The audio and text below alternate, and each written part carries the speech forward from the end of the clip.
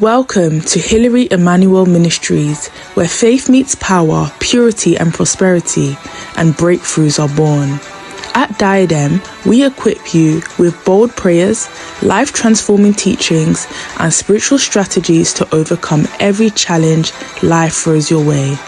Join us as we dive into God's Word, experience His presence like never before, and walk in His purpose for our lives.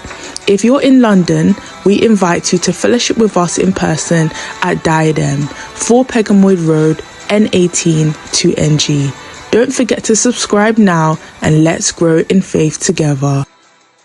Brethren, for Sundays now we've been preparing for our covenant service. And the God of heaven, the Father Himself, is inviting us to His altar to make a covenant with us. Is that not a great privilege? Because God does not just go around looking who to make covenants with. So He says, "For brethren, I must not fail to warn you with the altar of covenant, especially when you are approaching the altar of the Most High God, when you are approaching the altar of Jehovah God." And that's why today I'm talking to you on what I call the jokers at the altar of God. The jokers at the altar of God. The first week of this year, we started to prepare for this covenant, and I told you that if God didn't come for your covenant, then you will end up making the covenant with yourself. If God didn't show up, then you will have the God of the covenant. Then you will make the covenant with yourself. And brethren, it's a better scenario, because the worst case scenario is when the God of the covenant is present, but the people are jokers. When the God Himself is present for the covenant, but the people are pure jokers. The consequence can be terrible. The consequences can be very devastating. You see, covenants are not just a thing you dabble into anyhow. Covenants are very serious things. Covenants have serious implications, and they are binding if they are ratified. They can have generational impacts. And so, I want you to understand what we are talking about here today, so that you don't turn up that day at the altar of God as a joker. So that Jehovah God doesn't look at you and say, "This one is a joker. What is she doing? What is he doing at my altar?" Leviticus chapter 10. You know, when God wanted to relate with Israel, when He wanted to set Israel apart to become His own people, He established that relationship throughout upon covenants. Any person that finds favor in the sight of God, God will establish that person with covenant. Noah, God established the world after the flood with Noah upon covenant, because Noah found favor in His sight. And Noah's generation departed, and God looked for the next generation to pick. He picked Abraham. He made volumes and volumes of covenant with Abraham. And when Abraham, the generation, he made with Isaac, he made with Jacob. And when he picked Israel from Egypt, he made several covenants with them in the wilderness. So God's relationship is always built upon covenants. But we must be very careful. Because the altar of God, the altar of covenant, is a very serious altar. Leviticus chapter 10, look at verse 1. And Nadab and Abihu, the sons of Aaron. Do you see that? Aaron was the one, the priest of the land, the first priest that Jehovah God will pick in Israel. The first priest that God will decorate. In fact, God told Moses how to prepare his dress and the dress of his children, and how to anoint them and prepare them for that office. The Ark of Covenant. They were to look after it. They were to minister at that Ark of Covenant. They were to minister. Took either of them his censer. This thing they put incense and put fire, and they'll be blowing like this. So which was their duty? I've told you the power of that thing. The essence of that thing in worship. That thing is to invite the presence of God.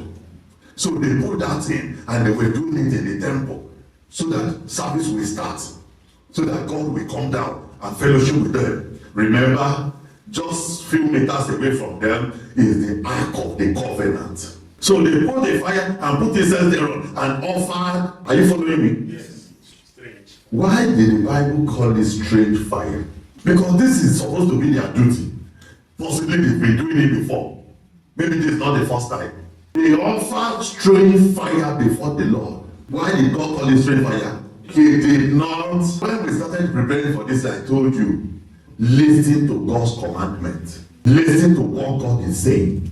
Don't go to the right, don't go to the left. God, that's their duty. They were to make, but they have to make God to command them to do it. They have to wait until God tell them, do the incense. God did not command them. They picked the incense, picked the fire, and started doing it presumptuously. Verse 2.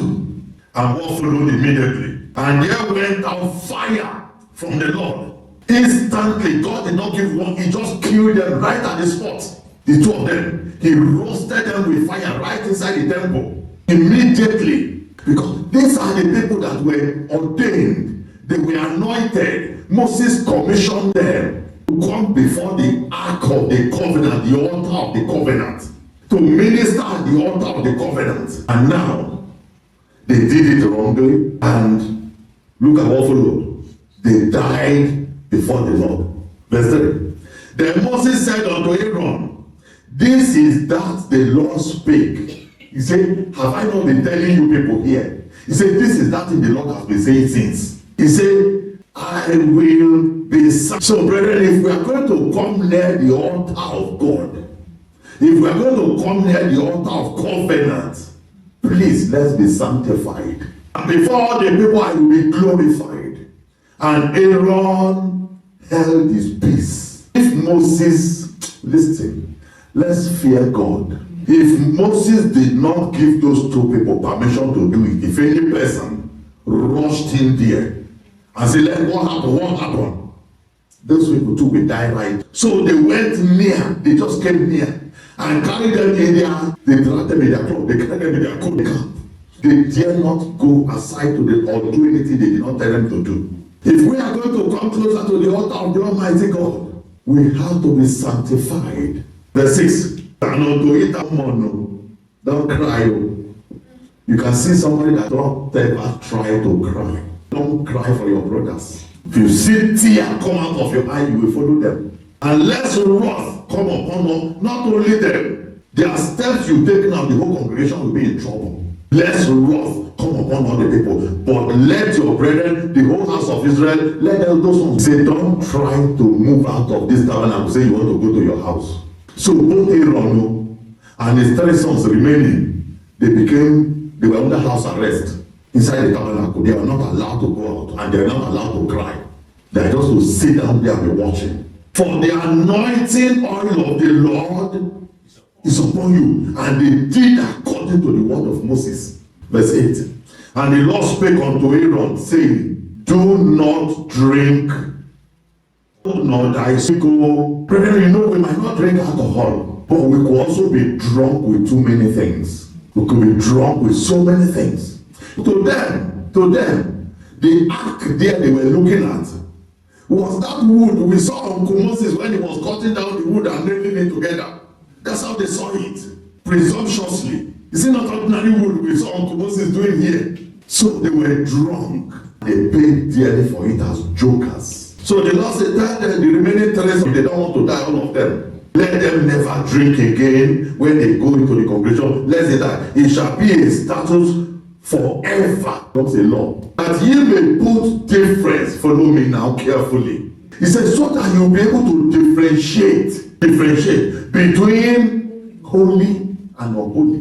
Because that day we are going to sit down like this also. It's not the way we normally do ourselves. Holy assembly and ordinary assembly. You can separate between holy and unholy. You can separate between when the altar of covenant is right before you and you know how to comport yourself and you know how to behave and you know what to do. Between unclean and clean.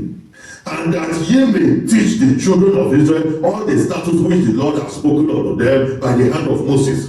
Verse 12. And Moses spake unto Aaron and to Eleazar and unto Itamar, his sons that were left, the ones that were left for him, take the meat offering that remained of the offering of the Lord made by fire and eat it without living beside the altar. He said, go and sit near the altar and eat it there. He said, the remaining meat offering, you and your children, Aaron, go and sit there at the altar and eat it right there. For it is most, he says, the most holy thing.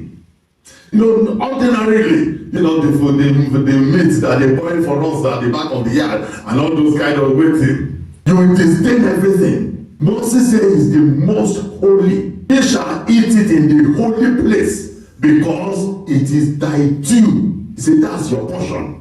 And thy son's due of the sacrifice of the Lord made by fire. So I am commanded. He said, that's what God told me I should tell you. If shoulder shall ye eat in a clean place, thou and thy sons and thy daughters with thee, for they be thy due and thy sons due, which are given out of the sacrifice of the peace offering of Israel. If shoulder and the wave breast shall they bring with the offerings made by fire of the fat, to wave it for a wave offering before the Lord, and it shall be thine and thy sons with thee by a statute forever, as the Lord has commanded. So Moses gave them that instruction and left. When Moses came back, verse 16, Moses diligently sought the goat of the sin offering. He was looking for the goat of the sin offering, and behold, they have burnt it with fire. And Moses was angry, which are left alive, saying it is most holy, and God has given to you to bear the iniquity of the. He said you are supposed to eat it so that the whole sin of the congregation will come upon your head, and you will carry their sin. That's the essence of it. You will carry the iniquity of the whole congregation, so that you make atonement for them before the Lord. Verse 18. Behold, the blood of it was not brought in within. He said, even the blood, I didn't see you people bring the blood and sprinkle it the way you should do. Within the holy place, you should indeed have eaten it in the holy place as I commanded you. And Aaron said unto Moses, behold, this day they have offered their sin offering and their burnt offering before the Lord, and such thing has befallen me. Aaron started to cry. He said, I have lost 2 sons here now. If I go and eat this one now, who knows what is going to eating the sin offering today? Should we have of the Lord? Aaron became humble by force. Brethren, please. So Aaron says it's fear. He says it's out of fear. Right now, we're doing sin offering here. My children carry themselves to do sin offering. 2 of them die here. If I went outside and started to eat this thing, will I know what will happen to me? So when Aaron has explained to Moses, and if I had eaten his offering, should have, as Moses had that, Moses had mercy on him. Moses was okay. Because of course he knew he was in pain. Losing 2 sons in a day is not a joke. So, brethren, do you see what we are talking about? Do you see that Aaron himself did not joke anymore? In fact, he took the sanctification beyond normal. He crossed the border to the other side. He was no longer joking at the altar of God. Because joking at the altar of God can be very, very devastating. Can have serious impact. And I was asking myself, what would have prompted those 2 young men, Nadab and Abihu, what would have made them to turn to jokers right at the altar of the Ark of Covenant? What would have caused it? I concluded I could be over familiarity. They say over familiarity brings contempt. When you are too familiar with everything, with people, you don't regard them as anything anymore. This is our office, this is where we are, this place belongs to us, we can even sleep here. My dad even goes into the Holy of Holies and nothing happens. So they have no regard anymore. They turn to jokers. They refuse to pay attention to details. They refuse to obey the protocols of the tabernacle, the ordinances that were set before them. They didn't care anymore. It would have been better, brethren, listen carefully to me, that first Sunday message. Did you hear what I said? They would have only ended up doing the covenant with themselves, without God. Of course they can't. God's presence warned them in a very severe way that this is not a place to joke. That this is not the altar of play and joke. That this is not a place to come and toy. Unfortunately for them, God came down. The presence of God was there. And they paid the price. These ones were not the only jokers. So they were not the only jokers that have come to joke around the altar of God. The altar of covenant. The Ark of Covenant. You remember the sons of Eli too. They were even born right in the presence of the altar. So they grew up knowing the altar of the covenant, the ark of the covenant. And so to them, over familiarity, they became contemptible in their sight. They became jokers around the altar of God. They treated the holy things of God with contempt. 1 Samuel chapter 2, look at verse 22. Now, Eli was very old and had all that his sons did unto all Israel, and how they lay with the women that assemble at the door of the tabernacle of the congregation. So they turned the place now to a brothel, right before the ark of the covenant. And he said unto them, why do you such things? For I hear of your evil dealings by all these people. Nay, my son, for it is no good report that I hear. Ye make the Lord's people to transgress. Verse 27. And there came a man of God unto Eli. Because Eli himself didn't take firm action. He didn't remove them from that office. He didn't tell them, you are not allowed to come near the tabernacle anymore. He allowed them to continue joking around the altar of the covenant. Unto the house of thy father all the offering made by fire of the children of Israel. Wherefore kick ye at my sacrifice. Do you know what the meaning of that kick means? Why are you joking? Why have you become a joker at my sacrifice and my offering? Listen carefully. Jehovah God does not play with his sacrifice and offering. Does not play with his sacrifice and offering. At all. I'm still going to show you more scriptures. So why do you allow your children to joke with my sacrifice and my offerings, which I have commanded in my habitation, and honor thy sons above me, to make yourself fat with the chiefest of all the offerings of my people Israel? Verse 30. Wherefore the Lord God of Israel said, I said indeed that thy house and the house of your father should walk before me forever. But now the Lord said, be it far from me. For them that honor me, jokers don't honor anybody. They take everything for play. Jokers don't honor God. He said, those that honor me, I will honor. And despise me shall be lightly esteemed. Behold, the days come that I will cut off them and the arm of thy father's house, that there shall not be an old man in thy house. Eli was 98 years. The Lord said, you will be the last old person in this family.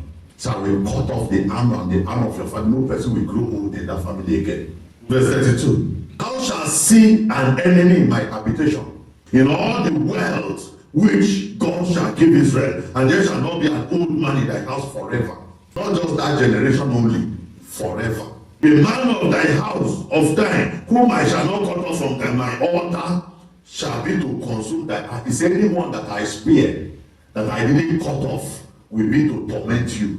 I will leave that one to become a torment. And to grieve thy heart, and all the increase of thy house shall die in the flower of their age. Do you see the impact of jokers? Why was God saying all these things? Children of Eli became jokers at the altar of God. They turned to jokers because God doesn't send prophet to us to tell us this kind of things. That's why we presumptuously go up and down, assuming that everything is fine. You can see this kind of terrible pronouncement. He said that every increase in them will die the flower of their age. Verse 36. And it shall come to pass that everyone that is left in the house shall come and crouch to him for a piece of silver and a morsel of bread, and shall say, put me, I pray thee, in one of the priest's offices, that I may eat a piece of bread. Anyone that is left, even that has not done, before they reach the flower of their age, he said they will beg for bread to eat. Why? Just because of two jokers at the altar of God. Brother, do you know, after this message came, I believe Eli must have called his two sons, say, look, the message that came is not good though. Look at what Jehovah God is saying. But do you know, because they are accustomed jokers, they are born jokers, there's nothing you can do to change them. Nothing. Do you know that Israel went to war? They were not soldiers. They were not supposed to be at war. And immediately they said, and they are defeating Israel. What did they do next? In that their condition, in that their spiritual condition, with all this pronouncement, they carried the ark. They took it to the war. Took us at the altar of God. When they got to the war, they were the first to be killed. They killed them at the war. The ark is such that any person cannot touch it. Even if the people of Israel, the soldiers of Israel, if they see the ark, they are not allowed to touch it. If you touch it, you will die. Then the ark spent with the Philistines. God devastated the Philistines. And they threw the ark, they sent it back to them. The ark did not get back to Israel, to Jerusalem, until over 20 years. Because when they were bringing the ark again, the ark shook. Uzzah shook us at the altar of God. Genesis chapter 4. I'm showing you all these things and I'm pleading with you, I'm begging you in the name of the Lord. Don't joke with covenants. Covenants are such that the Father has told us this in this church before. He says, I can do all things, but when it comes to covenant, even the ones I made myself and the ones other people made, I can't break covenants. I'm powerless with covenants. So that's how serious covenants are. So let's not turn to jokers. Genesis chapter 4. In the process of time, it came to pass that Cain brought of the fruit of the ground an offering. You know, I told you, God doesn't joke with sacrifice and offering. He said he brought an offering unto the Lord. Where did he bring from? The fruit of the ground. Which ground? One God caused. The ground that God just caused. And that curse, nobody has done anything about it. Nobody has touched that curse. Nobody has repented. Nobody has sacrificed or shed blood to deal with that curse. Nothing. And that curse has now produced fruit. And that first fruit is what Cain brought to sacrifice unto God. And say, God, eat your curse. Take the fruit of your curse and eat it is your first fruit. Jokers at the altar of God. And Abel, he also brought of the firstling of his flock. Firstling, which means first fruit. Firstling of his flock. Of the fat thereof. And the Lord had respect unto Abel and to his flock. Why? Because it was his first fruit. Firstling. Not only was he his first fruit, when God cursed Adam and Eve and the serpent, God did not curse the animals. The animals were free from curses. The animals were still holy the way God created them. So sacrificing their first fruit unto God was acceptable. And God accepted that one. That one knew the significance and the importance and the seriousness of it. And of course, Cain became angry. But Cain, verse 5, but unto Cain and his offering, he had no respect. And Cain was very wroth. And his countenance fell. Joker. We can be jokers. We can't force God to become a joker. God is too serious-minded. He's too serious-minded. And I want to beg you, you must not do covenant with God. It's not, you might not even need it self. You might not need it. So the best thing is this. If you evaluate yourself and you think, what do I need a covenant for? Why do I have to compound my case again? Stay away from it. It's better that way.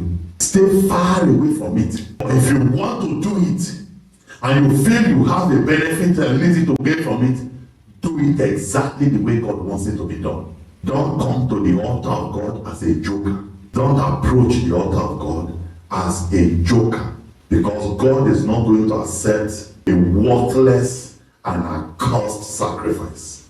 Malachi chapter 1. Malachi chapter 1. Look at verse 6. The son honored his father, and his servant his master. If I then be a father, where is my honor? If I be a master, where is my fear? Said who?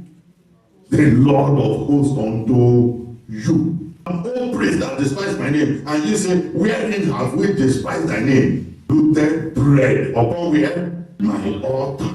Jokers. Listen carefully. Our behaviors, our actions, it's not the way we interpret it that God interprets it. God gives us his own interpretation, totally different from what we think.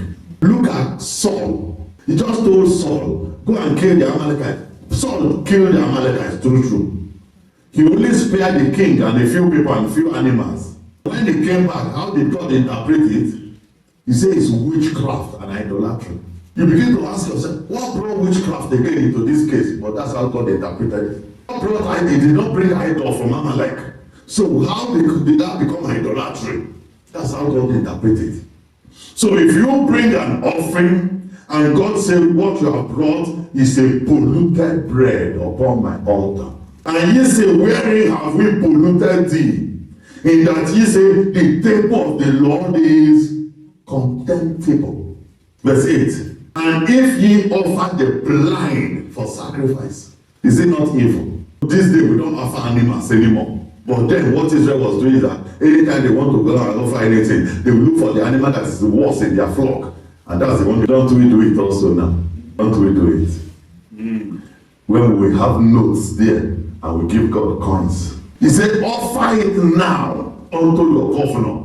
And will he be pleased with thee or accept thy person? Said the Lord of hosts. Say, that thing you are offering me, go and give it to your governor. Go to the MP of your district, and say, MP, I just want to support your campaign and all good things you are doing for us in this borough. Thank you very much. Take this £1, I will come to add to you. Verse 9. And now I pray you, beseech the Lord that he will be gracious unto us. This has been by your means. Will he regard your person, said the Lord of hosts. Verse 12. Profane in that ye say, the temple of the Lord is polluted, and the fruit thereof, even his meat, is contemptible. Verse 13.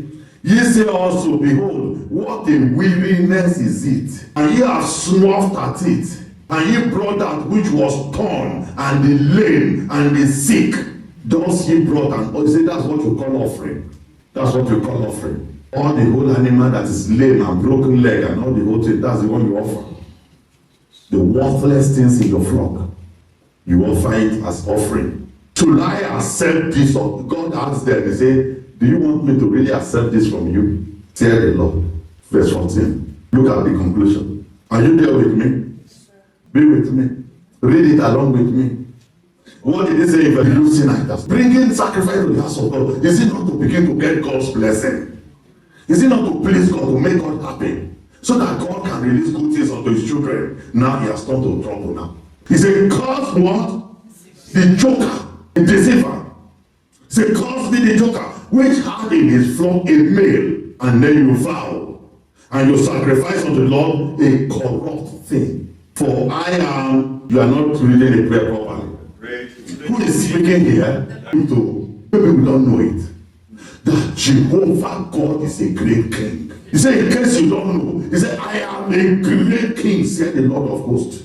And my name, unbelievers fear my name. Maybe you should look for when next King Charles is going out and know where he's going to. And go and stand in the front and bring out the coin of coins you give to the Lord. And say, King, I just came purposely to come and meet you to say that I want to sacrifice to you. Take. Even if you mistakenly collect it, you will allow it to drop from his hand. And go and use salt to wash his hand. He said, I'm a great king. Guess we don't know. Covenant with Jehovah God can be wonderful. It's a great privilege. It's a great blessing. It's an assurance of God's promises. When God gives you his covenant and confirms it to you, that you are settled. You are settled forever. Your children will enjoy the benefits. Generations unborn will enjoy it. But the jokers who don't know what it takes, who joke at the altar of God, they pay dearly for you. I've shown you several examples now. I once preached a message to you here. It was one of the preparations for covenant like this. The message was the revenge of the quarrel of covenant. Please go and listen to that message. The revenge of the quarrel of covenant.